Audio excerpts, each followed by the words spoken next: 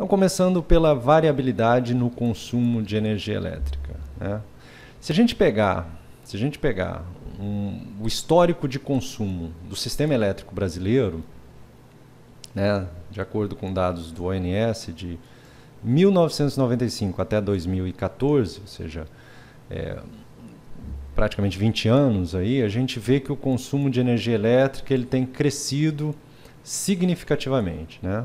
Só para que vocês tenham uma ideia, nesse período de 95 a 14 houve um crescimento de 87% do consumo.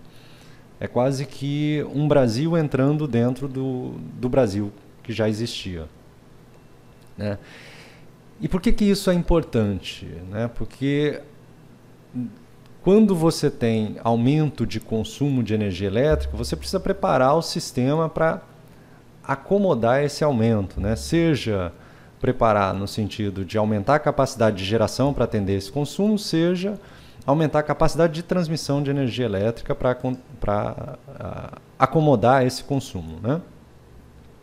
Então, essa trajetória de crescimento, né, que tem havido nos últimos anos, ela foi interrompida no ano de 2015, né, com uma queda bastante significativa do consumo de energia elétrica. E aí, a questão que se coloca é a seguinte: bom, eu tenho um consumo que está aumentando, né? A análise de longo prazo que a gente faz é de consumo aumentando. E, de repente, a gente tem uma variação tão significativa no consumo. O que eu faço? Eu construo mais... eu aumento a capacidade de geração do sistema, eu aumento a capacidade de transmissão do sistema, ou espero mais um tempo? Qual é a melhor solução num cenário como esse?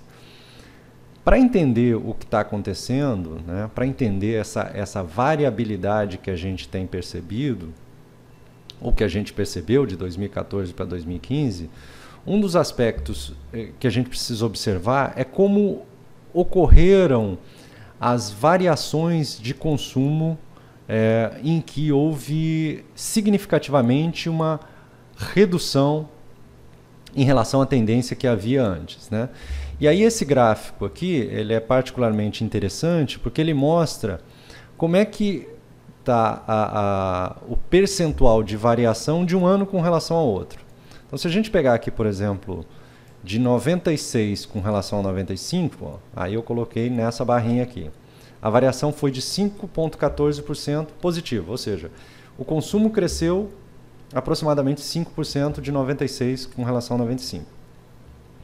Aí de 97 com relação a 96, 6%, depois 3,77%, 4,93% até que chegou 2001, o ano do racionamento de energia elétrica, houve uma redução de aproximadamente 8% no consumo de energia elétrica, né? Depois do racionamento, o consumo voltou a crescer.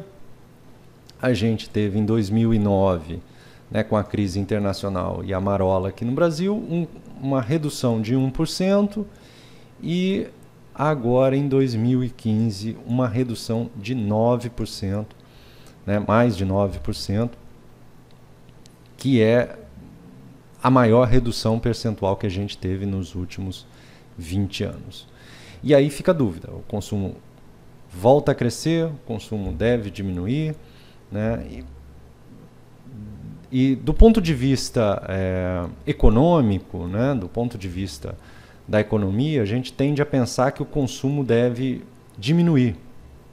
Mas, olhando a tendência de longo prazo, a gente já tem uma visão um pouco diferente.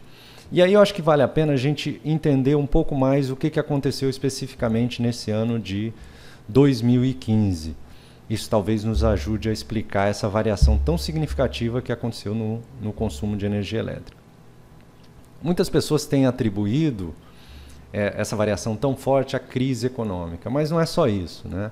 Eu acho que a tarifa de energia elétrica teve um impacto muito significativo no consumo de energia elétrica no ano passado.